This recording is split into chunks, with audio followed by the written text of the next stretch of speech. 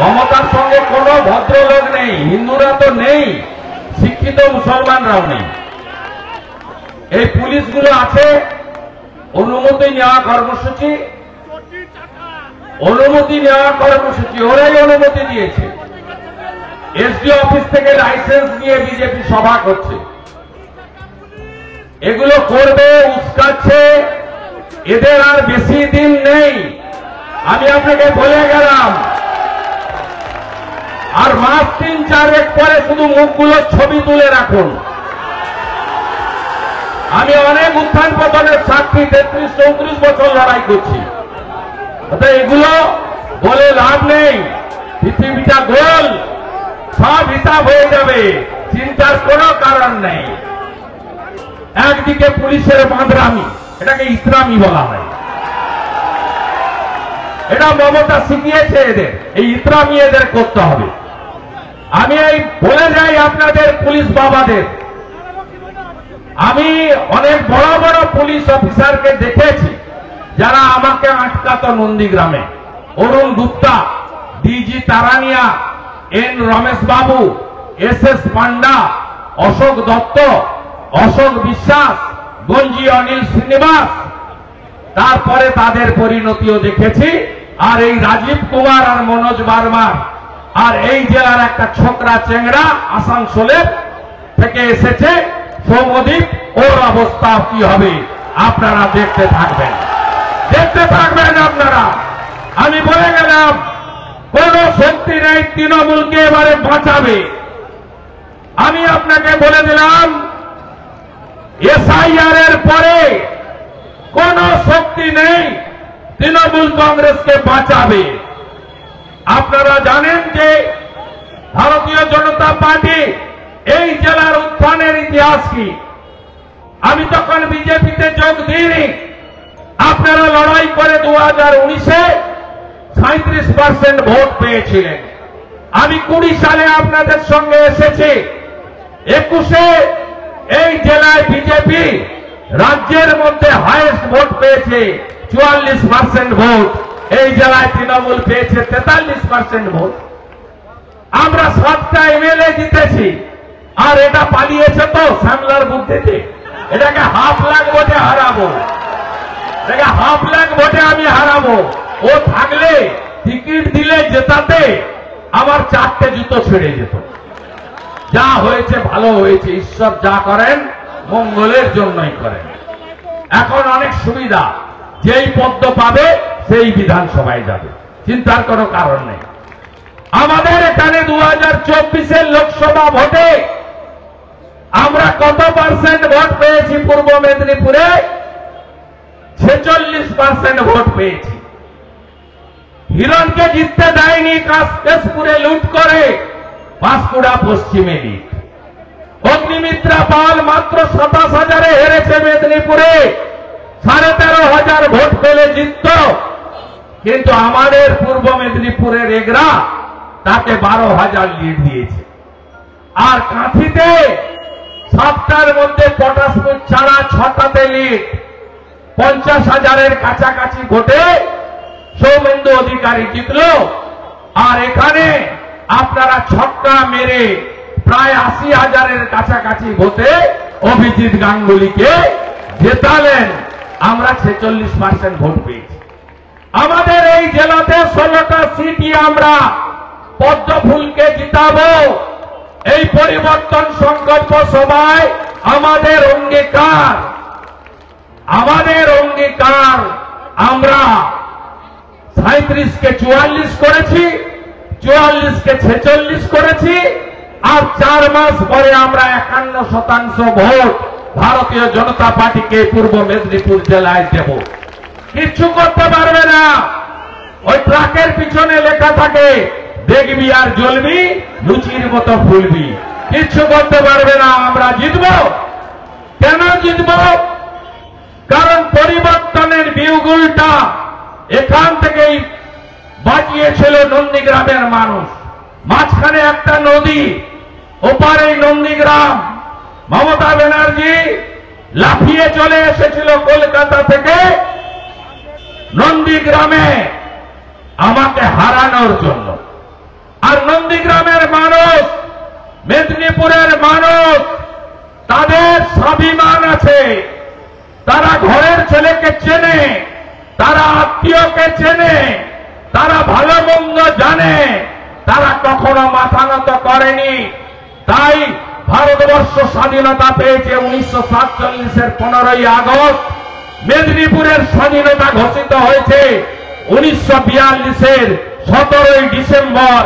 তাম্রলিপ্ত জাতীয় সরকার, সর্বাধিনায়ক সতীশ সামন্ত, সাথে সুশীল ধারা, অজয় মুখার্জি, রজনী প্রামাণিক, বিরাজ বাবু, কুমার বাবু, আমরা স্বাধীনতা ঘোষণা করেছিলাম।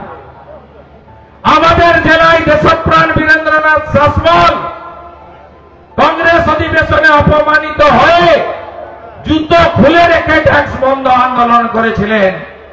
অবিভক্ত মেদিনীপুর এবং 24 পরগনাতে জুতো রেখে দিয়ে এসেছিলেন, বললেন তোমাদের জন্যই জুতো থাকলো, আমি খালি পায়ে বেরিয়ে গেলাম। তিনি তার মৃত্যুর পরে একমাত্র সনাতনী হিন্দু যার ইচ্ছাতে দাঁড় করিয়ে পড়ানো হয়েছিল দেশপ্রাণ বীরেন্দ্রনাথ শাসমল, কাঁথি থেকে 5 কিলোমিটার দূরে চণ্ডীভেটিতে বাড়ি। তাই আমাদেরকে ভয়টায় দেখিয়ে লাভ নেই। নন্দীগ্রাম যা করেছে গোটা পশ্চিমবঙ্গ আগামী দিনে তাই করবে।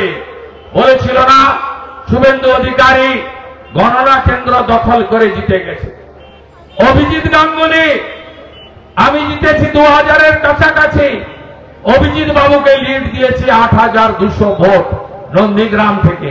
মুখ বন্ধ হয়ে গেছে, সেলাই হয়ে গেছে মুখ। আমরা একই জিনিস গোটা রাজ্যে চাই। মানুষ ভয়মুক্ত পরিবেশে নির্বাচন করতে চায়। আমরা নাই রাজ্যে পরিণত হয়েছি পশ্চিমবঙ্গ।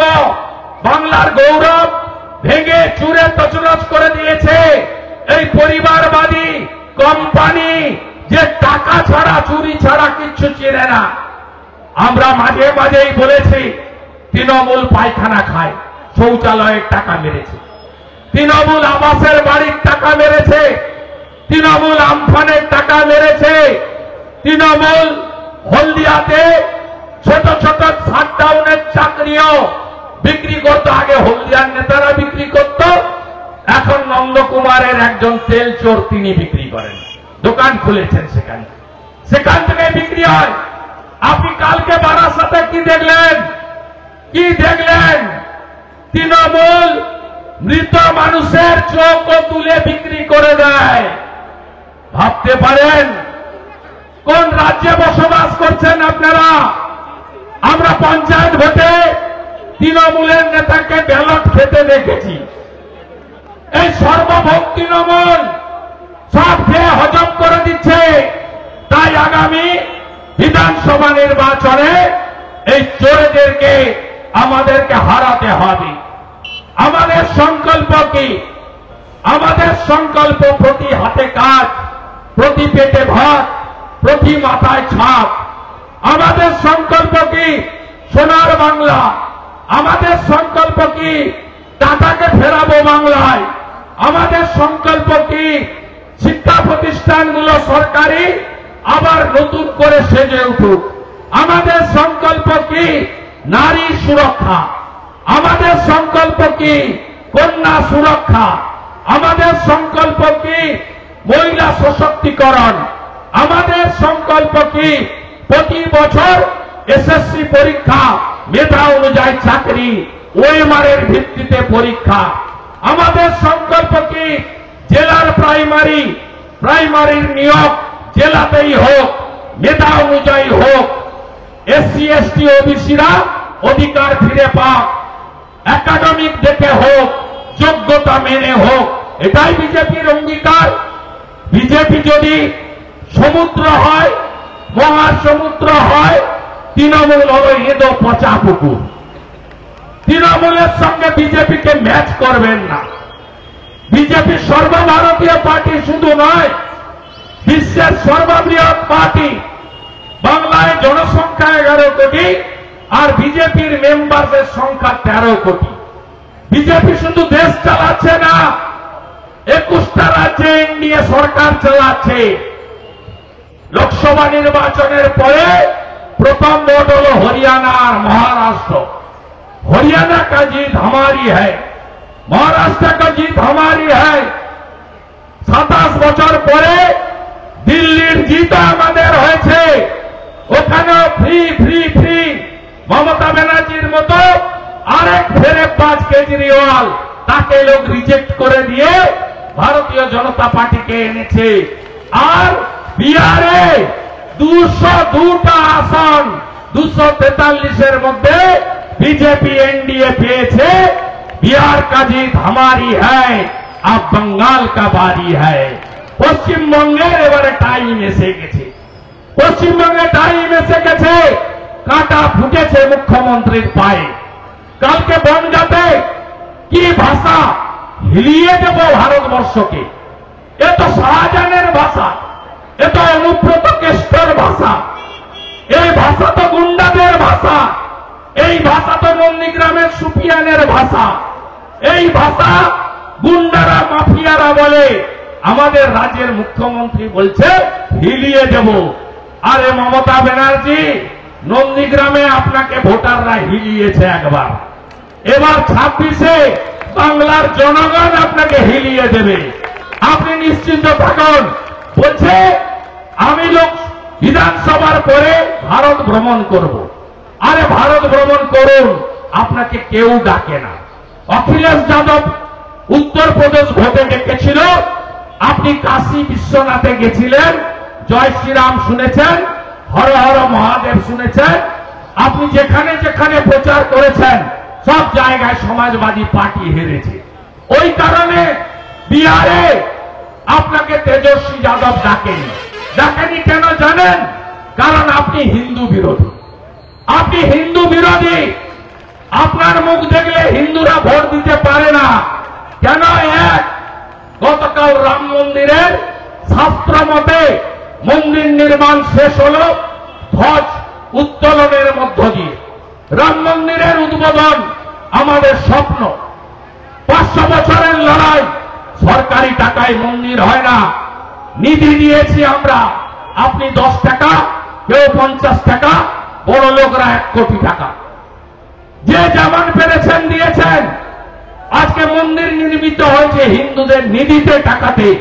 22শে জানুয়ারি 2024 যেদিন মন্দির উদ্বোধন হয়, অনেক অবিজেপি মুখ্যমন্ত্রী ছিল। নবীন পট্টনায়ক টিভিতে বসে রাম মন্দিরের উদ্বোধন দেখেছেন। কোন রাজ্যের মুখ্যমন্ত্রী মিছিল বের করেননি।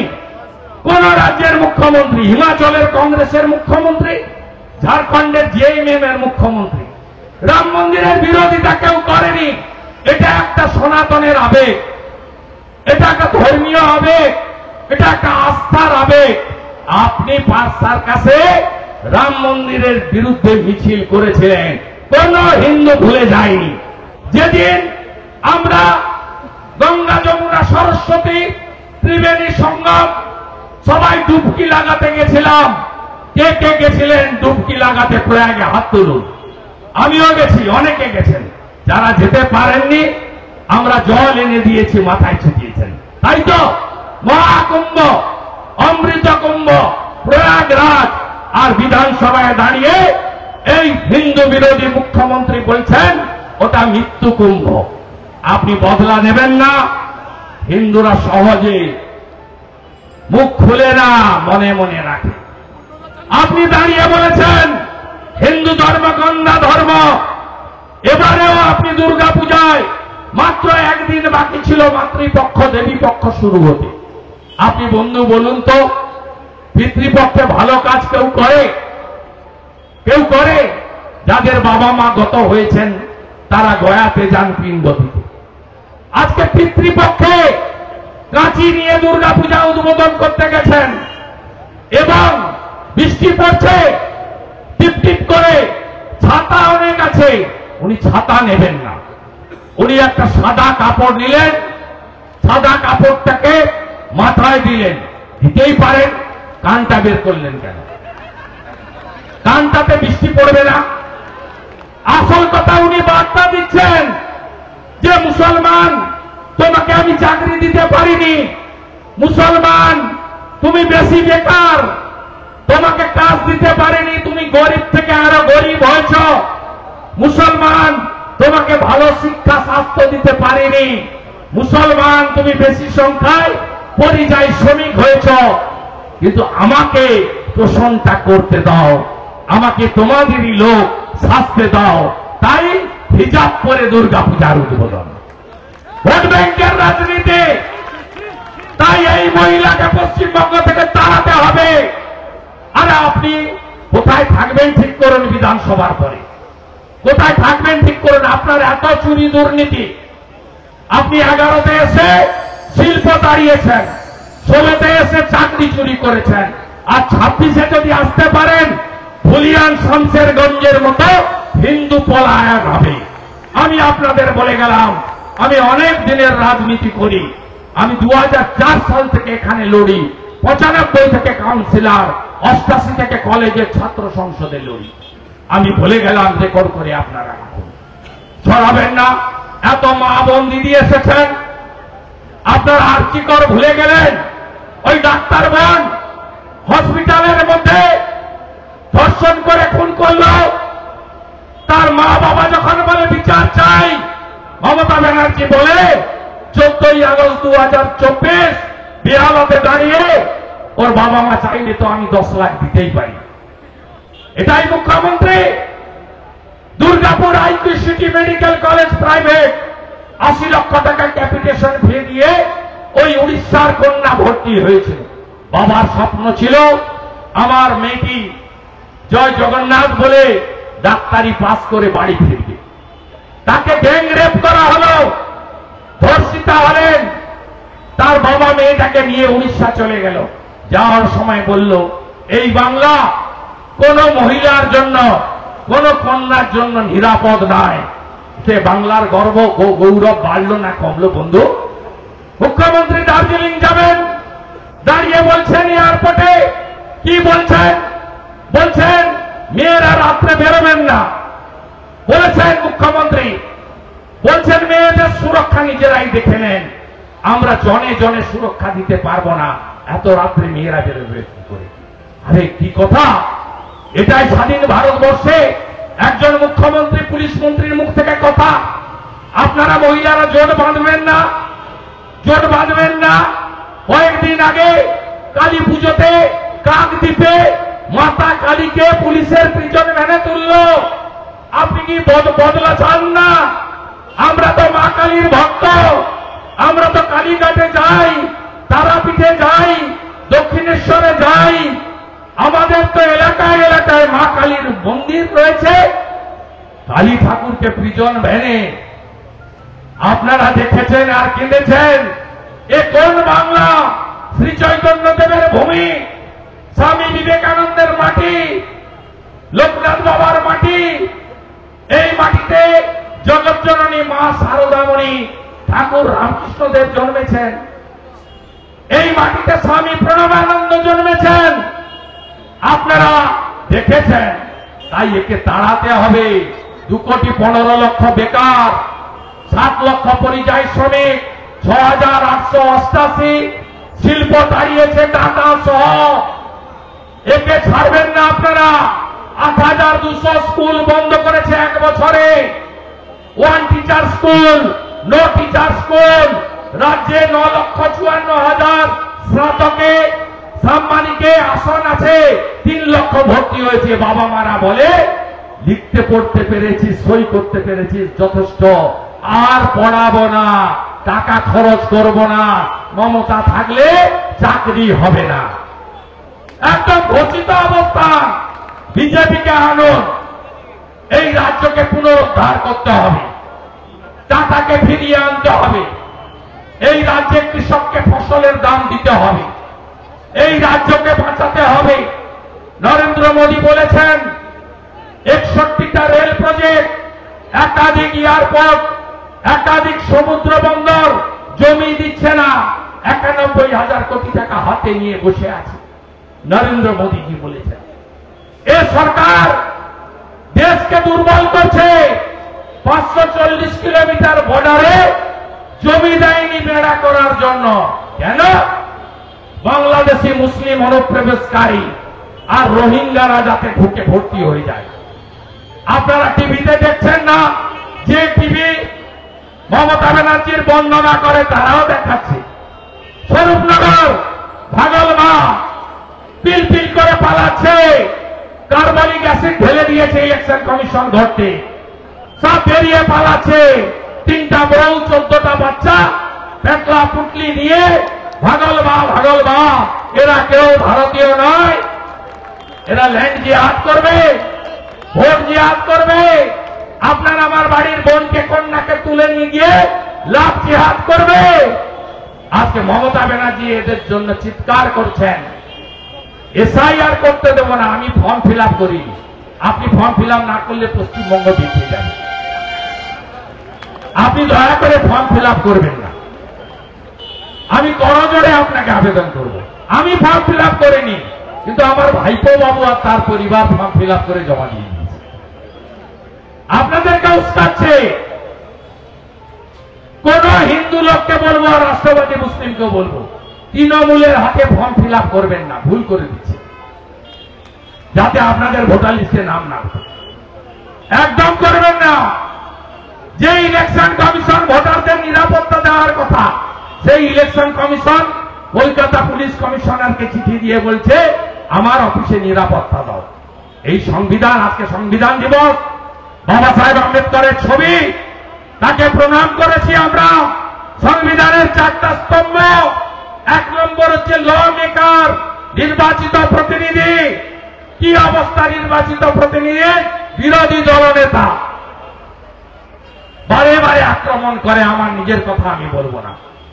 আমি ওনাকে হারিয়েছিলাম, মাত্র 70টা এমএলএ, উনার 200-র বেশি এমএলএ বিধানসভায় আমার সামনে মুখামুখি হতে পারে না, লাইভ করতে পারে না। আমার ভাষণ দেখালে উনার ভোট কমে যায়। তাই এই 4.5 বছরে 11.5 মাস সাসপেন্ড করেছে 5 বার বিরোধী দলনেতাকে। ভারতে কোথাও পাবেন না। ল মেকার খগেন মুর্মু, আদিবাসী এমপি, 2 টার্ম এমএলএ ছিলেন, 2 টার্মের এমপি, আদিবাসী নেতা, রিলিফ দিতে গেছিলেন, রক্ত দেখেননি? দেখেননি তার মুখ থেকে রক্ত? তাই ল মেকারদের অবস্থা বাবা সাহেবকে সামনে রেখে বলি কি অবস্থা। দ্বিতীয় ব্যুরোক্রেসি, মনোজ আগরওয়াল সিওকে বলছে তোমার দুর্নীতি খুলবো, বলছে ছোট বাবু, ধমকাচ্ছে ব্যুরোক্রেসিকে। এদের অত্যাচারে সঞ্জয় মিত্র, সুব্রত গুপ্তরা পালিয়ে গেছে রাজ্য থেকে। ভালো অফিসারদের কম্পালসারি ওয়েটিংয়ে বসিয়ে রাখে। এই তো ব্যুরোক্রেসির অবস্থা। তৃতীয় হচ্ছে জুডিশিয়ারি, কে আক্রান্ত হননি? জাস্টিস রাজাশেখর মান্থা, তার বাড়িতে পোস্টার দিয়েছিল অমিত শাহজি আমার পোস্টার। জাস্টিস কৌশিক চন্দ্র, তার চেম্বারে তালা লাগিয়েছে। জাস্টিস কৌশিক চন্দ্র 5 লাখ টাকা ফাইন করেছিল মমতা ব্যানার্জিকে। জাস্টিস ছিলেন অভিজিৎ গাঙ্গুলি, প্রতি পদে পদে হেনস্থা করেছিলেন, বলেছিলেন আপনি ওই ঠান্ডা ঘরে বসে কলম চালাচ্ছেন, আসল ময়দানে দেখে নেব। অভিজিৎ বাবু চাকরি ছেড়ে ময়দানে নেমেছিল। আপনারা 80,000-এর কাছাকাছি ভোটে জিতিয়ে অভিজিৎ গাঙ্গুলির চ্যালেঞ্জকে আপনারা সমর্থন করেছিলেন। আজকে জুডিশিয়ারির উপর আক্রমণ। আর ফাইনালি মিডিয়া, এত বাজনা বাজান পিসির এবিপি আনন্দ, তার এডিটর সুমন দে 17টা মামলা খেয়েছে। যখন তখন তাকে লুকিয়ে থাকতে হয়, দেখালেই তার বিরুদ্ধে মামলা করে। আর রিপাবলিকের তো কাউকে ছাড়ে না, কাউকে ছাড়ে না। সন্দেশকারী দেখাতে গেছিল, সন্তু পান তার ক্যামেরাকে টানতে টানতে তুলে নিয়ে এসছে। কদিন আগে ভাঙড়ে আরেক বোন রিপাবলিকের আক্রান্ত হয়েছে। কাকে ছেড়েছে বলুন? 24 ঘন্টা এত দেখান, বেশি ঢোল বাজান, ছেড়েছে আপনাকে? ছাড়েনি, কাউকে ছাড়েনি। আর পোর্টাল ইউটিউবার আরামবাগ টিভির শফিকুল ভাই থেকে, সন্ময় দা থেকে, বৃন্দাবন থেকে, শুদ্ধশীল থেকে, মানব ভাই থেকে, রুদ্রবার্তা থেকে কাকে বাদ দিয়েছে বলুন?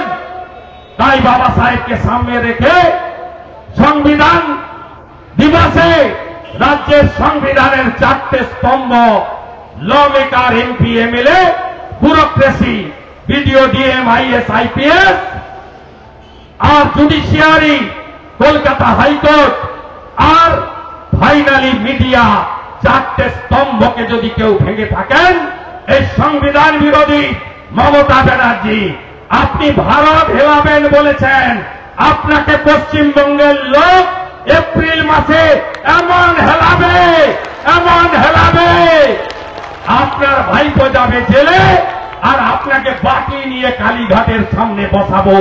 আমাদের নাম মেদিনীপুর, আমরা চলি সমুখ পানে, কে আমাদের রুখবে? রইবে যারা পিছুর টানে, কাঁদবে তারা কাঁদবে। ভাবতে হবে তুমি যা চাও, জগৎটাকে তুমি না চাও। মমতা ব্যানার্জি দেখবে হঠাৎ নয়ন মেলে, চাও না যেটা এপ্রিল 2026-এ তাই হবে। বাড়ি যান, বাড়ি যান, এসআইআরটা ভালো করে করুন।